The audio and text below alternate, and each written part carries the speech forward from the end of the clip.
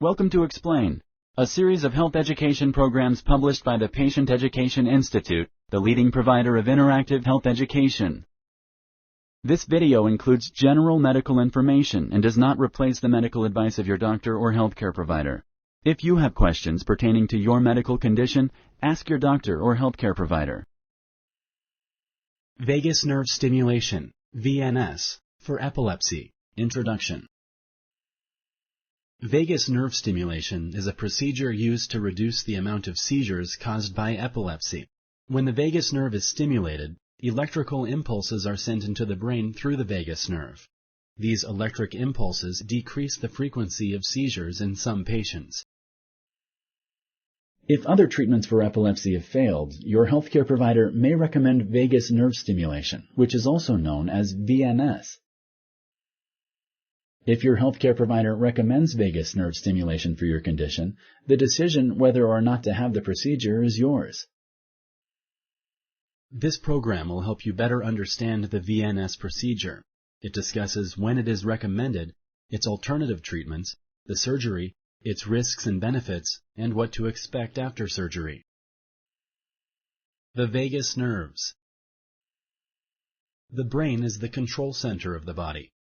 It controls the 5 senses as well as the ability to move, think, and speak. A network of nerves carries messages back and forth between the brain and the rest of the body. These nerves run from the brainstem through the neck and down to each side of the chest and abdomen. One such nerve is the vagus nerve. There is one vagus nerve on each side of the body. Each nerve goes from the brainstem to the neck, down to the chest and abdomen. The vagus nerve is also known as the 10th nerve. The vagus nerves carry messages from the brain to the body's major organs. The heart, lungs, and intestines all receive messages from the brain through the vagus nerves. The vagus nerves also send messages that control mood, sleep, and other important functions. Vagus nerve stimulation, VNS. Vagus nerve stimulation, also known as VNS, is used to treat epilepsy when other treatments have failed. A device that is surgically placed in the upper left side of your chest sends electrical impulses to the vagus nerve.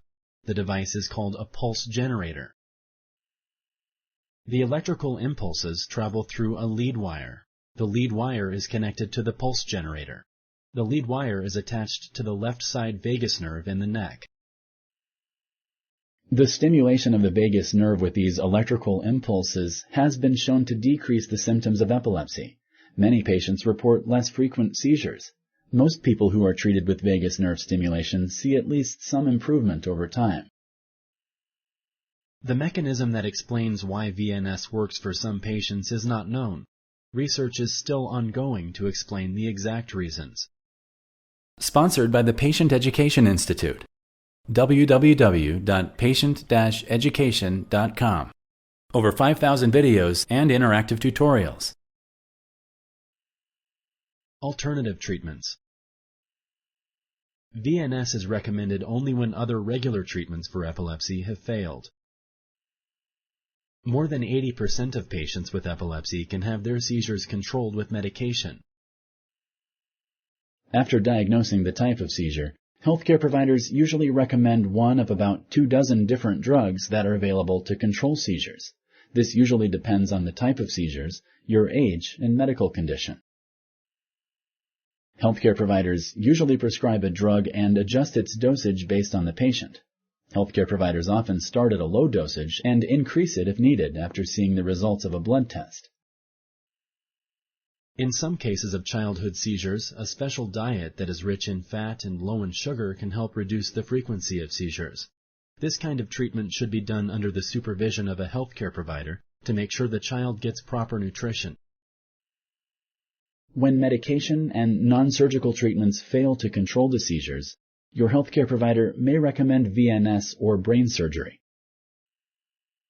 Brain surgery for seizures tries to remove the part of the brain that is responsible for abnormal electrical signals. This is the part that causes the seizures. but these operations work in less than 1/2 of all seizure patients. Procedure.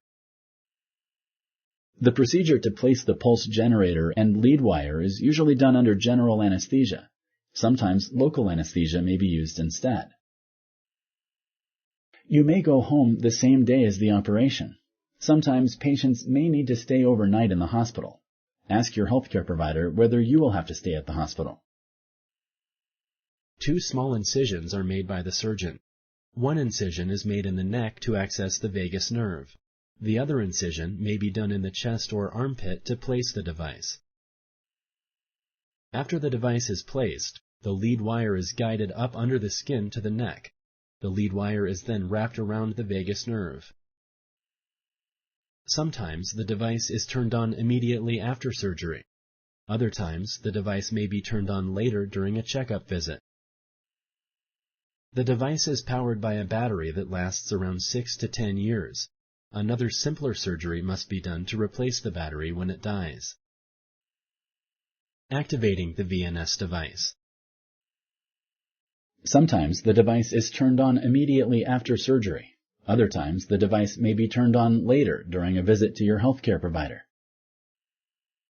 The stimulation of the vagus nerve is usually started at a low level.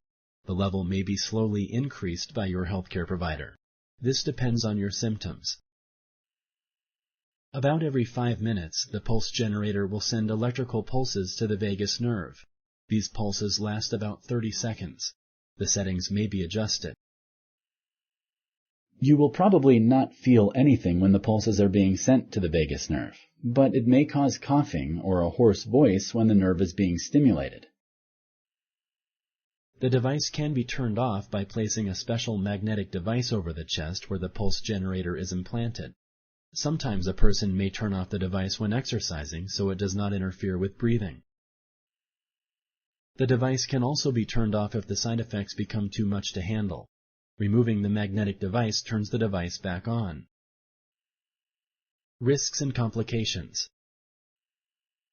This procedure is safe, but there are several possible risks and complications. These are unlikely, but they are possible. You need to know about the risks and complications just in case they happen. By being informed, you may be able to help your healthcare provider detect complications early. The risks and complications include those related to anesthesia, surgery in general, this specific surgery, the implanted device. Risks of general anesthesia include cut lips and chipped teeth, headache, nausea or vomiting, problems urinating, sore throat. More serious risks of general anesthesia include heart attacks, lung infections, strokes. Your anesthesiologist will discuss these risks with you and ask if you are allergic to certain medications. Your anesthesiologist will discuss these risks with you and ask you if you are allergic to certain medications. Blood clots in the legs can happen due to inactivity during and after the surgery. These usually show up a few days after surgery.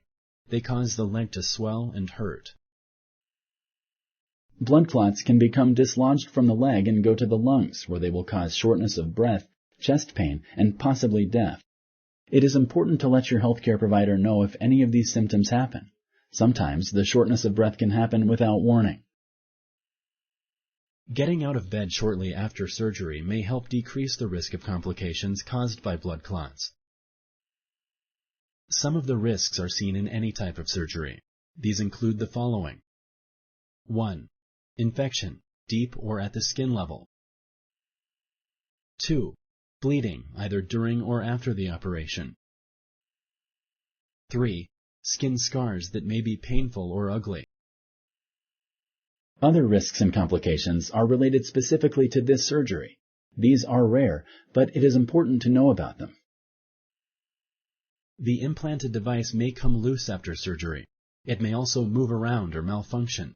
This may require additional surgery to correct. Rarely, vagus nerve stimulation may cause suicidal thoughts or worsening depression in some people. Make sure to tell your healthcare provider if you or a loved one has suicidal thoughts. Another possible risk is vocal cord paralysis. This is usually temporary. While unlikely, there is also the possibility that the device will not improve symptoms. Most people who are treated with vagus nerve stimulation see at least some improvement over time. Side effects from the actual stimulation are usually mild and go away when the stimulation is turned off. The stimulation can also be adjusted by your healthcare provider, so the side effects are eliminated or lessened. Since VNS is a relatively new treatment option, long-term side effects are not known. After surgery, your healthcare provider will give you instructions on taking care of yourself at home. You should not lift objects that weigh more than 5 pounds. It is normal to have the following side effects: cough or trouble swallowing, difficulty breathing, most often while exercising, hoarseness and other changes in your voice. Other side effects include neck or throat pain, pain or muscle spasms in the chest, tingling sensations in the skin. Over time, the side effects of vagus nerve stimulation often get better, but sometimes the side effects continue until vagus nerve stimulation is stopped. Your healthcare provider can adjust the setting on your device to reduce side effects. The device can also be shut off either for a short time, such as during exercise, or permanently if the side effects are too bothersome. You will need to have regular checkups with your healthcare provider after the device is implanted. During these visits, your healthcare provider will make sure the device is working properly. If you like this video, please like and share. For similar videos, subscribe to our channel. Summary. Vagus nerve stimulation is a procedure used to reduce the amount of seizures caused by epilepsy. If other treatments for epilepsy have failed, your healthcare provider may recommend vagus nerve stimulation. Vagus nerve stimulation uses a device that is surgically placed in the upper left side of your chest, which sends electrical impulses to the vagus nerve. The device is called a pulse generator. The electrical impulses travel through a lead wire. The lead wire is connected to the pulse generator. The lead wire is attached to the left side vagus nerve in the neck. The stimulation of the vagus nerve with these electrical impulses has been shown to decrease the symptoms of epilepsy. Many patients report less frequent seizures.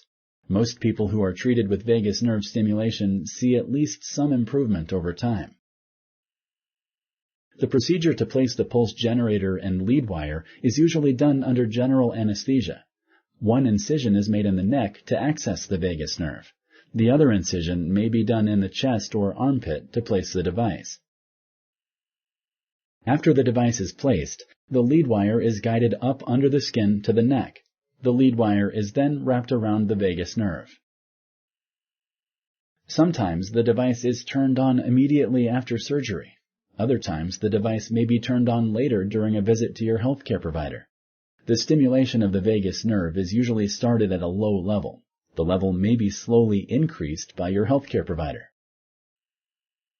Your healthcare provider will give you instructions on taking care of yourself at home. Over time, the side effects of vagus nerve stimulation often get better. You will need to have regular checkups with your healthcare provider after the device is implanted. Thank you for using Explain.